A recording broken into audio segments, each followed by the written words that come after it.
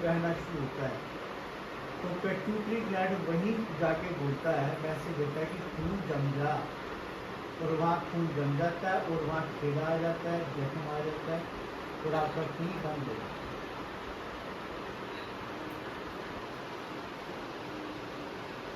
अगर और कहीं ये गलती से मैसेज चला जाए तो खून का कहीं जुमाव हो जाएगा तो आदमी 1 मिनट में मर जाएगा, ना तो उसके दिल में फंस जाएगा जमा, और खून या सिर में फंसेगा, ना कुछ होगा।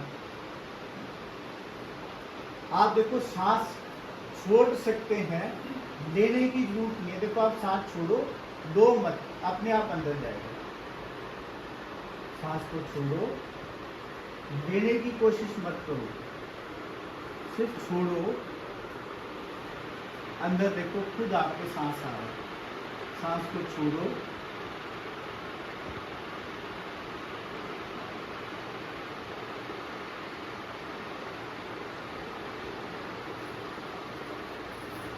हमें जीने के लिए सबसे ज्यादा चीज क्या चाहिए?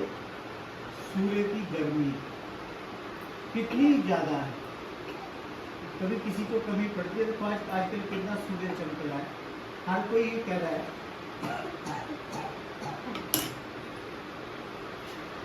हर कोई ये कह रहा है कि मेरे को गर्मी लग रही है, पर कितना सूर्य चमक रहा है।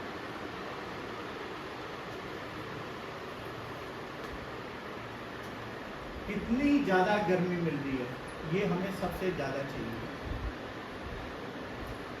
कितनी ज्यादा मिल रही है। उसके बाद दूसरे नंबर पे क्या आता है? हवा, सांस लेने के लिए। तो कितनी ज्यादा हवा है हमारे पास, हमें सांस लेने के लिए कितनी हवा मिल रही है। तीसरे नंबर पे हमें क्या चाहिए? पानी। अभी बरसात होएगी, कितना पानी आएगा, बह बह के जाएगा, हम परेशान हो जाएंगे। तो तीसरे नंबर पे हमें जीने के लिए क्या चाहिए? पानी। बहुत दिया प्रभु ने। देखो प्रभु ने हमें रोशनी सूर्य की अत्यधिक दी। अत्यधिक मतलब बहुत ज्यादा, खूब सारी हवा अत्यधिक दी, बहुत सारी। तीसरे नंबर पे चाहिए हमें जीने के लिए पानी, बहुत सारा है। इतना पानी है कि सारा बह बह के वापस समुद्र में पहुंच जाता है। हम तो उसका थोड़ा 1% भी नहीं बच सकते, आता है चला जाता है, इतना पानी पिए। अब चौथे नंबर पे जीने के लिए चाहिए रोटी, खाना। ये थोड़ा प्रभु ने बराबर बराबर दिया, क्योंकि उन्होंने सोचा कि सोचा होगा बराबर बराबर दिया। अब इस खाने को हमने क्या किया, एक आदमी ने अपने घर में ज्यादा इकट्ठा कर लिया तो दूसरे के घर में कम पड़ गया। जब एक आदमी ज्यादा करेगा अपने हिस्से से, दूसरे घर कम पड़ेगा। तो ये हमारी नियत होगी, इंसान की हैबिट होगी, अपने लिए ज्यादा इकट्ठा। अगर आदमी हमें, अगर रोशनी कम होती तो हमने ये भी इकट्ठी करनी थी, अगर हवा कम होती तो हमने ये भी इकट्ठी करनी थी, पर इतनी ज्यादा है कि हम इसको कभी दिमाग में आया ही नहीं कि इसको संभाल के रखें।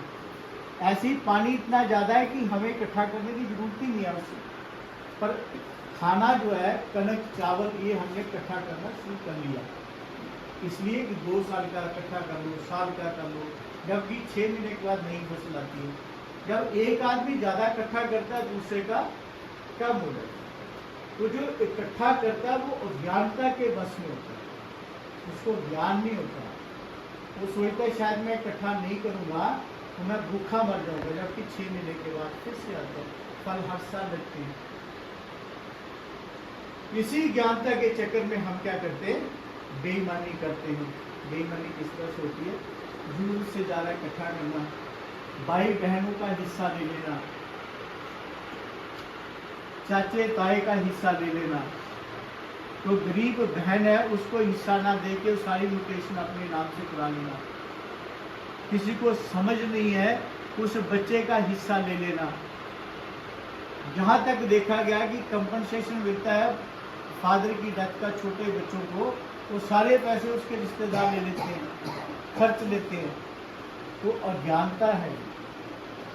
इसी अज्ञानता में हम ऐसे कर्म कर लेते हैं जिसको हम करप्शन भी बोलते हैं, बेईमानी बोलते हैं। तो अब आप सोचो क्या ये सब करने की जरूरत है, और क्या इसको करना चाहिए? क्या हमें ऐसा करने से कोई फायदा हो सकता है? फायदा क्यों नहीं होगा? क्योंकि अब आप देखो कि हमारे पास समय कितना है,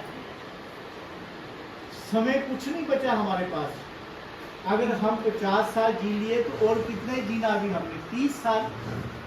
30 साल में कितने दिन रह गए? 30 साल में 15 साल तो हमने सोना भी है ना, रह गए 15 साल। 15 साल में 5 साल हमारे ऐसे बीत जाएंगे, बच्चे पढ़ाने हैं, यहाँ भागना है, वो करना है, कभी हॉस्पिटल जाना है, कभी जैसे आज यहाँ आए हो ये काम करना है, कभी खेती बाड़ी का काम करना है। तो 5 साल तो वैसे निकल गए, 10 साल के भी बचते हैं सारे। अगर 10 साल को हम दिनों में कन्वर्ट करें तो ये बनते हैं 3650 दिन। कितने बनते हैं? 4000 बराबर। तो सिर्फ 4000 दिनों के लिए आपको सब कुछ करना है। जो आप बड़े पक्के मकान बना रहे हैं 4000 दिनों के लिए, जो आप सड़कें बनती देख रहे हैं 4000 दिनों के लिए, जो पंचायत घर ये बना है आप इसमें 4000 दिनों से नहीं बैठ सकते, चाहे यहीं बैठे रहो। जैसे प्रधान साहब अगर यहीं हमेशा बैठे तो सिर्फ 4000 दिन। इन 4000 दिनों के लिए देखो हम क्या क्या करते हैं, कितने गलत काम कर रहे हैं। क्या हमें ये करने चाहिए? क्या हमारे बच्चों को आगे चल के इस तरफ जाना चाहिए कि उनको ज्ञान की तरह अपना जीवन व्यतीत करना चाहिए? ज्ञान वो होता है कि जो आपका अपना है, जिस पे आपका हक है वो आपको मिले, जिस पे आपका हक नहीं है वो आपको ना मिले, वो आपको चाहिए ही नहीं है, वो आपका है ही नहीं।